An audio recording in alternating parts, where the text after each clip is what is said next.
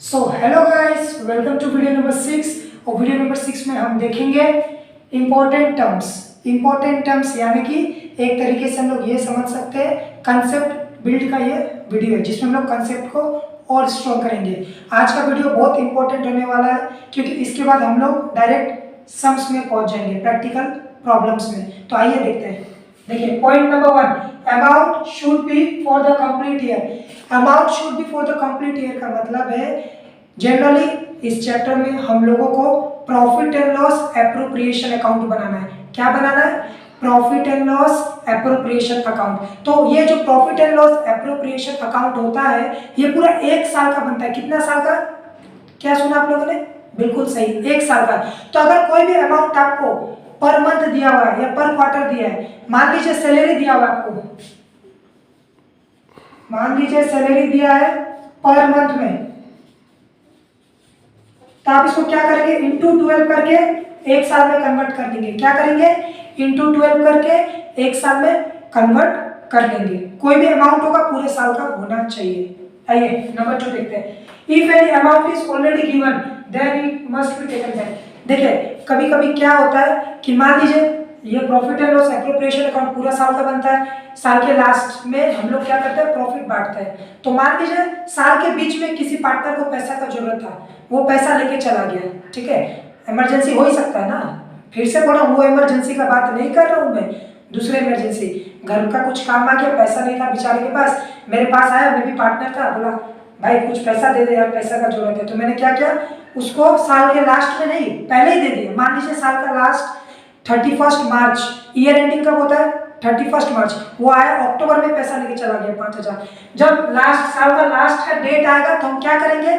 जो पैसा उसको दिए थे पहले उससे ले लेंगे, तभी प्रॉफिट बांटेंगे। क्या बोला मैंने? जो अगर पार्टनर पैसा बीच में ले लेता है यानी कि साल के लास्ट से पहले पैसा ले लेता है, तो जब साल का लास्ट का समय आता है तो हम लोग क्या करेंगे? उस पार्टनर से पहले पैसा ले लेंगे, उसके बाद ही प्रॉफिट बांटेंगे। ठीक है।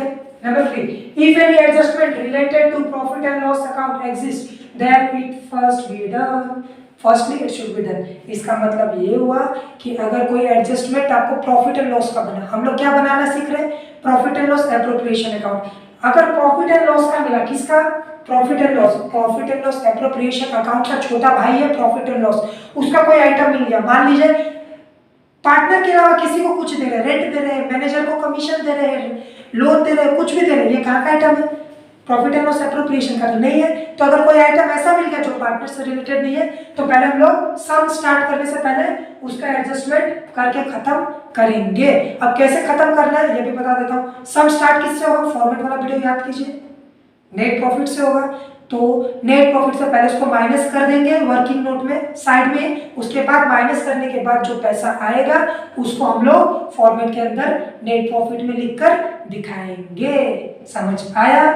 ठीक है। तो आइए नेक्स्ट पॉइंट की तरफ आगे बढ़ते हैं। Point number 4, only partners related adjustment will be incorporated under profit and loss appropriation account. यानी कि पॉइंट नंबर 3 में भी मैंने बोला जो एडजस्टमेंट पार्टनर से रिलेटेड है, जो एडजस्टमेंट पार्टनर से रिलेटेड है। अब आपका दिल धड़केगा तो आप बगल वाला का तो दिल जाके नहीं सुनेंगे ना कि धड़क रहा है। अगर आपका दिल धड़क रहा है तो अपना ही सुनेंगे। ठीक उसी तरह जो एडजस्टमेंट पार्टनर से रिलेटेड होगा उसी को खाली फॉर्मेट में लिखना है और कुछ भी नहीं करना है। Next point number 5, if no specific date is given for partners drawings. Drawings का मतलब गाछ तो नहीं है, गाछ नहीं, सीनरी नहीं, गर्लफ्रेंड का फोटो बनाया वो वाला ड्राइंग्स नहीं। ड्राइंग्स मतलब बिजनेस से पैसा निकालना पर्सनल यूज के लिए। तो देखिए if no specific date is given for particular drawings then calculate it for 6 months. यानी कि अगर आपको डेट नहीं बोला है कि पार्टनर है इतना तारीख को बिजनेस से पैसा निकाला, उसको इतना अर्जेंट था, कुछ भी नहीं बोला, अगर क्वेश्चन साइलेंट है, साइलेंट मतलब चुप, ठीक है, क्वेश्चन अगर साइलेंट है तो आप ऑटोमेटिक 6 मंथ के ऊपर कैलकुलेट करेंगे। कितने मंथ के ऊपर कैलकुलेट करेंगे? 6 मंथ के ऊपर। कब करेंगे? जब डेट नहीं दिया होगा। Next point number 6, there are generally two types of commission, commission commission commission, पैसा कमीशन बोनस जो मैंने समझाया था। कमीशन कितने तरीके का है? 2 तरीके का है, वो हम लोग बाद में डिस्कस करेंगे सम्स करते समय कैसा कैसा होता है। और एक चीज मुझे पता है आप लोग मेहनत करना चाहते हो, मेहनत कर रहे हो, बहुत अच्छी बात है, पर खुशी आप लोगों ने देखा है खुशी क्या होता है? अरे वो खुशी की बात नहीं कर रहा हूँ, खुशी मीन्स हैप्पीनेस, पता है क्या है? वो नहीं है जिसमें आप लोग आजकल कूद रहे हो, ज्यादातर नौजवान लोग जिस पे कूद रहे। हैप्पीनेस वो है, ध्यान से सुनो, आंख बंद करो, फील करो। हैप्पीनेस वो है जब पहली सैलरी आए और उस सैलरी को अपने माता पिता के हाथ में रखो, तब देखना गर्व से क्या सीना चौड़ा होता है, क्या खुशी मिलती है। पतंग जो होता है, पतंग पतंग काइट, उसको पता रहता है कि उसको गिरना कचरा में, लेकिन फिर भी उसको ये भी पता है कि उसको उड़ना आसमान में, आसमान को जो छूना है। और एक बात याद रखना, कभी कभी गलती इंसानों से हो जाती है, हम इंसान हैं, हमसे तो गलती होगी। मेहनत आप लोग करेंगे, गलती होगी तो कभी भी घबराइएगा मत, ठीक है? जो मेहनत करते हैं उनसे गलती होती है, और जो निकम्मे होते हैं वो तो दूसरों की गलती खोजने में जिंदगी गुजार देते हैं, ठीक है? और एक चीज हमेशा डेडिकेशन के साथ कीजिए, जो भी करेंगे मेहनत कीजिए, रिजल्ट आपका मेहनत बता देगा, ठीक है? वरना तो आपको पता ही है, रिजल्ट देख के तो लोग बोलेंगे कि आपने क्या मेहनत किया क्या नहीं। इसलिए जमकर मेहनत कीजिए, नॉलेज के लिए काम कीजिए हमेशा, और मिलते हैं नेक्स्ट वीडियो में। ज़्यादा नहीं, और अच्छे से अच्छे वीडियो के लिए चैनल को सब्सक्राइब कीजिए, इंस्टाग्राम में मुझे फॉलो कीजिए। Till then take care.